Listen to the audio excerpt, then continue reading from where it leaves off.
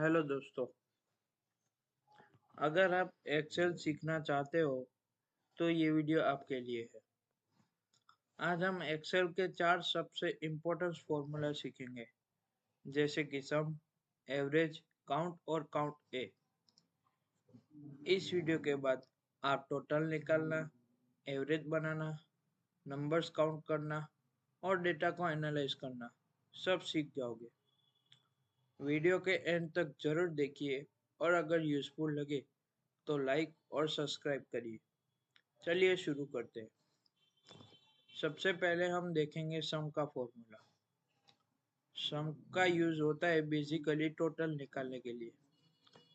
जैसे कि हम एग्जांपल में देखते हैं, मेरे पास कुछ मार्क्स है, जैसे 50, 60, 70, 80।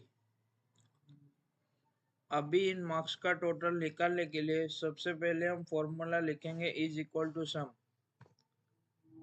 उसके बाद ये सब डिजिट्स या सेल को सिलेक्ट करेंगे।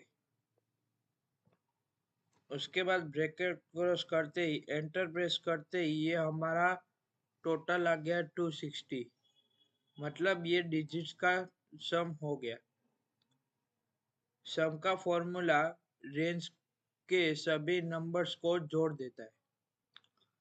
आप सैलरी शीट, बिल, मार्कशीट सब जगह सम का फॉर्मूला यूज कर सकते हैं। अभी सम का फॉर्मूला के बाद अभी हम नेक्स्ट देखते हैं एवरेज का फॉर्मूला।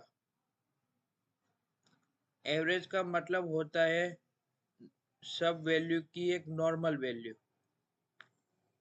जैसे हम एग्जांपल देखते हैं, जैसे यहाँ पे रेंडमली मैं कुछ डिजिट्स एंटर करता हूँ, 50, 60, 70 और 80।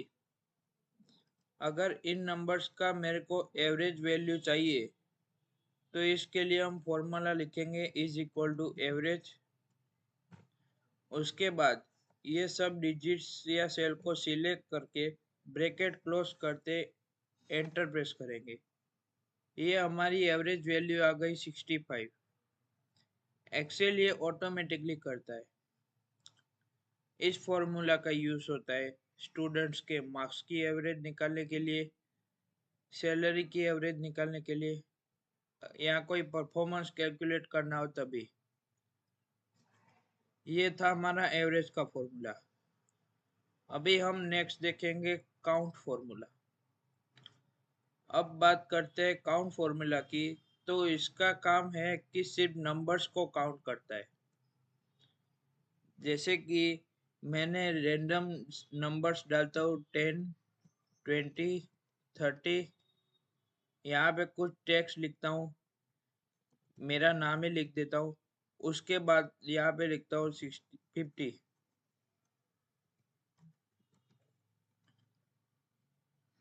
अभी यहाँ पे लिखेंगे is equal to count formula.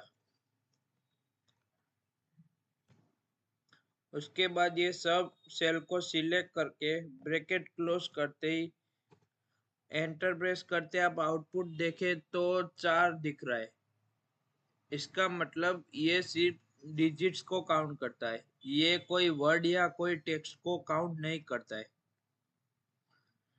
ये टेक्स्ट को इग्नोर करता है।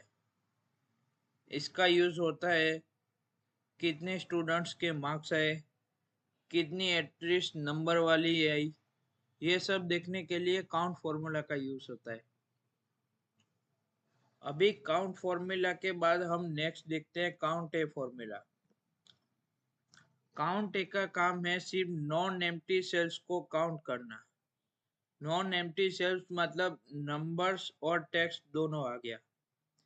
जैसे ही हम ये नंबर वापस लिखते हैं, 10, 20, 30, और यहाँ पे मेरा नाम लिखता हूँ आयुष, और यहाँ पे लिखता हूँ 50। अभी हम काउंट ए फॉर्मूला लिखेंगे इज इक्वल टू काउंट ए।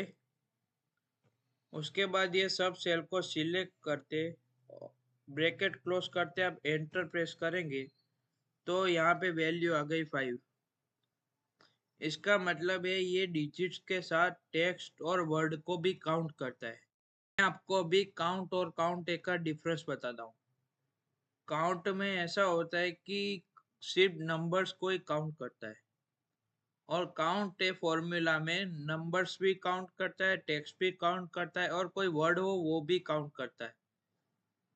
यह बहुत यूजफुल होता है जब कोई अटेंडेंस लिस्ट बनानी हो, डेटा एंट्री करनी हो, या फॉर्म्स का रिकॉर्ड बनाना हो।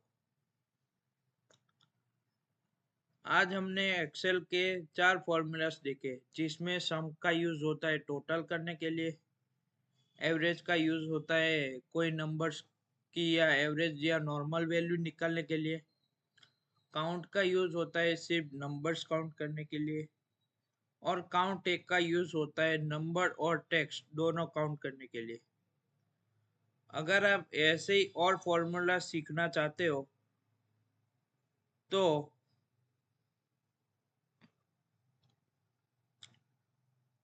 अगर आप एक्सेल सीखना चाहते हो तो ये फॉर्मूला बेसिक है।